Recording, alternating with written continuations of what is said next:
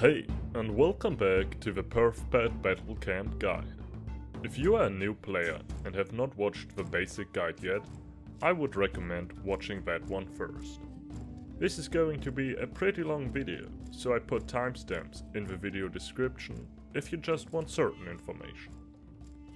In this guide I will cover Zodiac matching, passive and active abilities, equipment, R boosting and event damage calculation.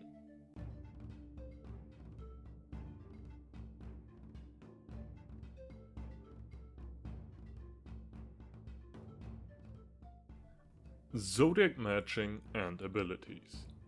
Every monster in Battle Camp is assigned one of 12 different Zodiac signs. Zodiac signs have two functions in the game. There is a static boost that is applied to all monsters of a certain Zodiac, given that you have unlocked that Zodiac boost for a certain amount of gold. This bonus can be enhanced by leveling the Zodiac with runes, which you can get from the arena. This bonus is nice, but it is relatively weak, and therefore it is not as important as the main characteristic of Zodiacs, which is that Zodiacs also enable the passive ability of a monster to activate. But now let's do this step by step, shall we? What are passive and active abilities anyway? Every monster in Battle Camp that is at least a rare monster has an active and a passive ability. The active ability is shown to the left and includes abilities such as Snipe, Lacerate, Swap or Sacrifice. The active ability is automatically enabled and needs no input by the user to be unleashed. Though you can disable autocast if you click on a monster in a fight, but I would generally not recommend that. Some specific conditions warrant a manual cast, but that would exceed the scope of this video. Now, I won't be going through all the abilities here, but a complete list of all passive and active abilities will be linked in the video description. Passive abilities, on the other hand, are the abilities shown on the right if you look at a monster in your inventory. They are disabled by default, and they need a certain amount of monsters with the same Zodiac in your team to activate. The amount of monsters that need to be the same Zodiac is usually 4. This has been different in the past, where different abilities needed different amounts of matching Zodiac monsters, but all new monsters always require 4 of the same Zodiac, and new in this sense means like after 2015, so I wouldn't really worry about it. So you can have 4 monsters of the same Zodiac and all their passive abilities will be activated. But keep in mind that the 5th monster will not yet be activated. So even though 4 monsters is enough to activate the passive, 5 matching Zodiacs in a team will always be stronger than 4. Passive abilities can be leveled by feeding monsters with the same passive ability. The chance that a level up succeeds is dependent upon the level of a passive ability the monster already has, the rarity of the fat monster, and the VIP level the player has. I am working on a dedicated VIP guide to explain this in more detail. Generally, it can be said that it is pretty easy to level a passive up to level 6 or so. 7 to 9 tends to be more difficult, and from 10 onwards it's pretty ridiculous.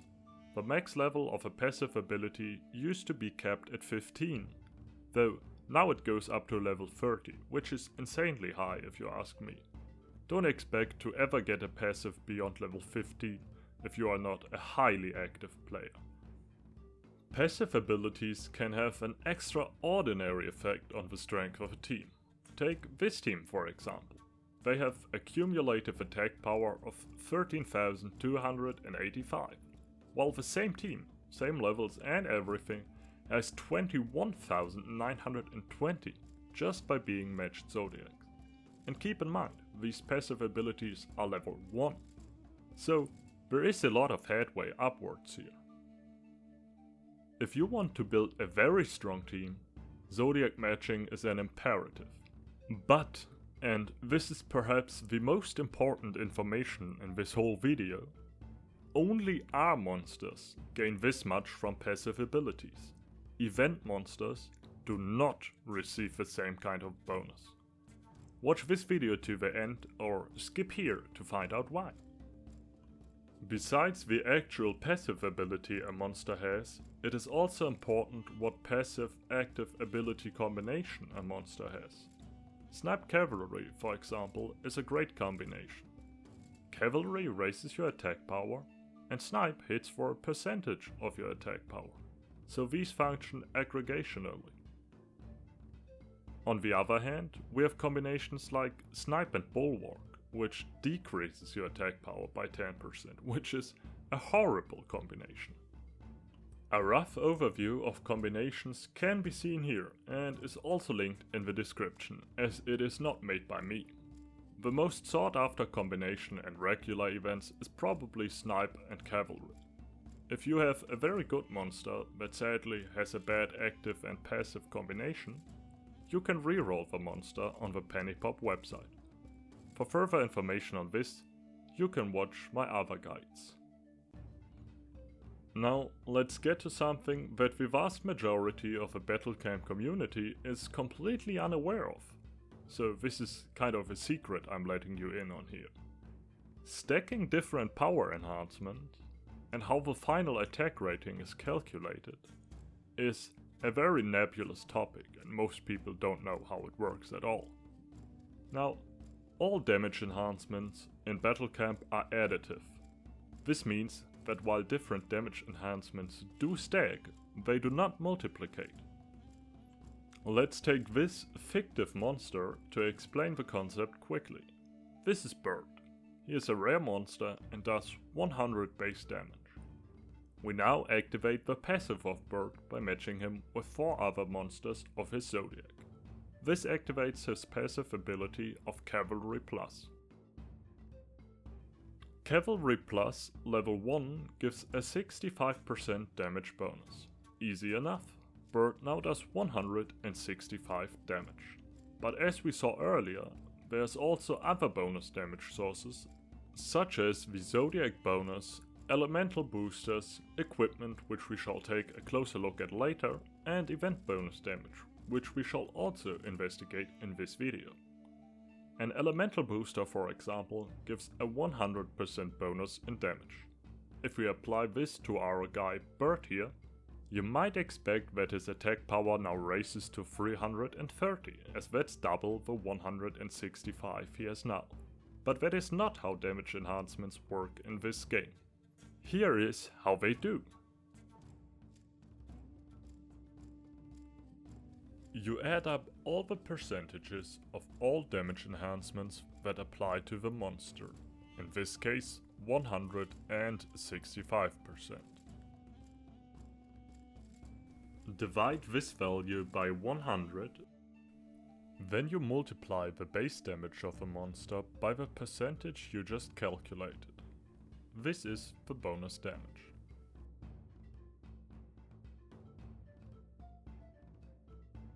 Now you only need to add the bonus damage to the base damage and tada! You got yourself the final damage output. A 165% bonus on top of the 100 damage our base monster already has means an attack rating of 265 after applying all the bonuses. As you can see, this is quite an increase from the initial 100, but a far cry from the 330 we had wrongly calculated just previously. This is not well known in the Battle Camp community at all, though it has huge implications for certain aspects of the game, and in particular for event damage calculation.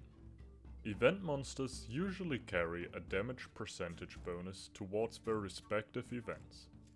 This damage bonus usually ranges from 500% on unevolved supers in events like Dominion, to evolved epics in events like Sanctifier, where the bonus is 3000%. If we take this epic as an example, This means that you can take the base damage and multiply it by 30 to calculate the event bonus damage of a monster. But of course, there are other bonuses as well. So, how do these stack? Let's say you have this epic with a cavalry passive level 5, a zodiac boost at level 60, and you activate an elemental booster. The monster has a 3000% damage bonus innately. You add the elemental booster, which is a 100% bonus, and add the cavalry passive, which gives another 105% bonus. And lastly, there is the Zodiac booster, which gives 25% additionally. This will give you a total boost of 3230%. To calculate the total damage output, take the base damage of a monster, which is 1817, and multiply it by 32.3. This gives you an effective bonus damage rating of 58,689. Now, here's where things get interesting though. Take this damage number and compare it to the same monster without the cavalry boost. The monster without a passive cavalry boost has 56,781 bonus damage. This is equivalent to 96.75% of the bonus the cavalry monster has. While absolutely a difference in damage, it is a minuscule one rather than a game-changing strength increase. Now, what are you to do with this information? Well, two aspects to this question. One, if you draw an event epic from a spin and it is not a great passive, don't worry. As I just demonstrated, the difference in final damage output is tiny, and you can also always reroll monsters.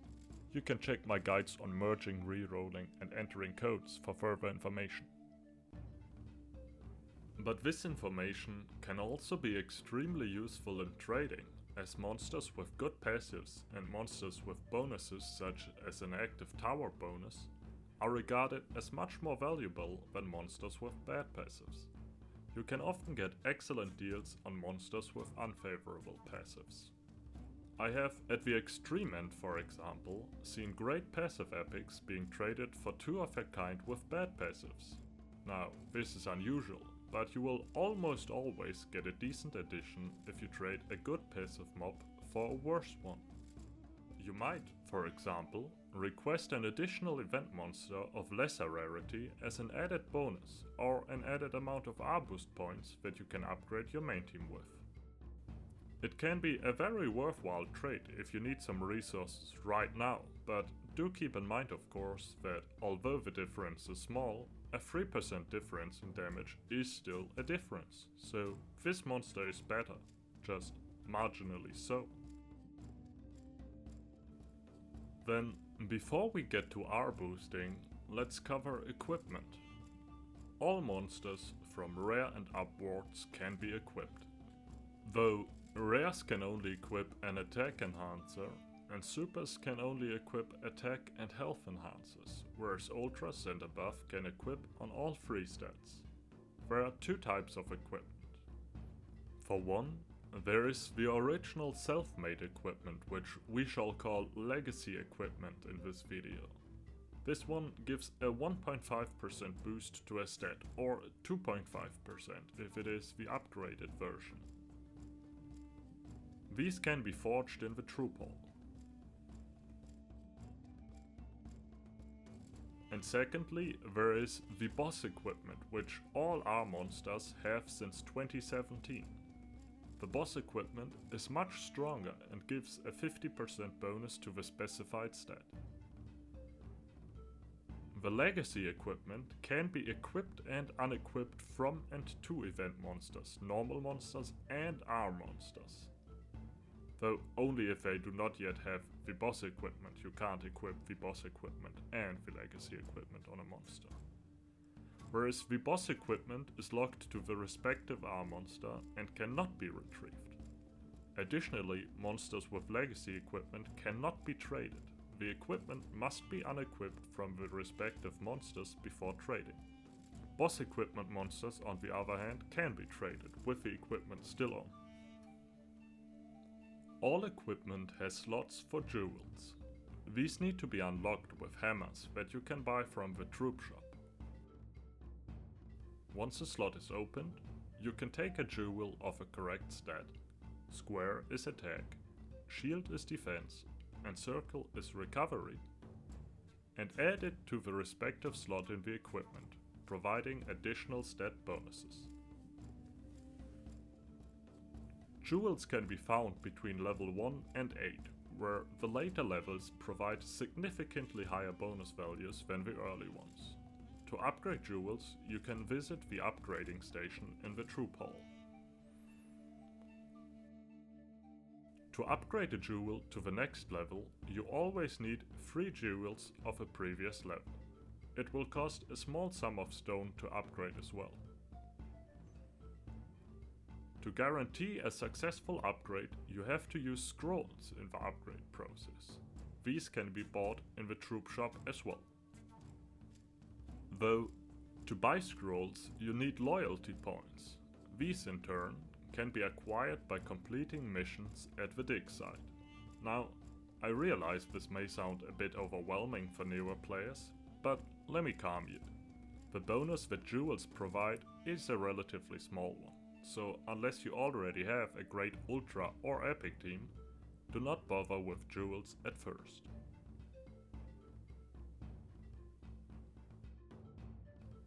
Then, let us turn to the last topic of this video, art boosting.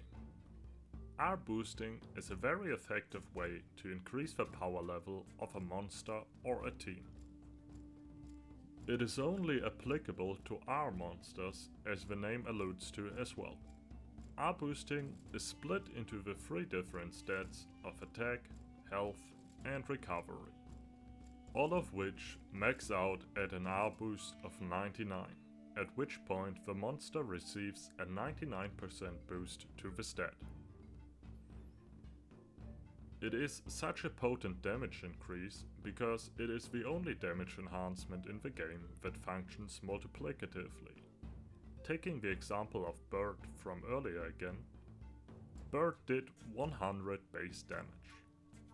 Now we level Bird's attack R boost level to 99.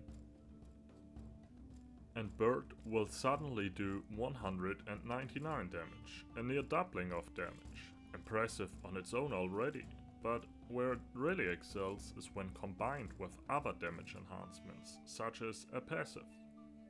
Take Cavalry Plus's 65% damage increase, and now we will be seeing some big increases in power, because now we will be going off a boosted attack stat of 199 to calculate the final damage output. 199 times 1.65 equals 328. Now that's a sizable upgrade. If we apply this calculation to more advanced damage enhancements, we could end up with something like this. You have the 199 R boosted damage stat. You multiply this number by the sum of all the damage enhancements divided by 100. In this case we have a 145% Cavalry Plus boost, which is level 9. Then we have a 25% Zodiac level boost, at a level 60 Zodiac that is. Then we add 50% equipment damage, a 10% jewel boost, and a 1% troop attack bonus, which activates when the troop hits level 8. The bonus damage will be equal to 199 times 2.31, equaling 460. Add the base damage to this value and you have an attack power of 659, over 6.5 times the original damage value of 100. This is how people amass power ratings in the millions and build teams that absolutely wreak havoc.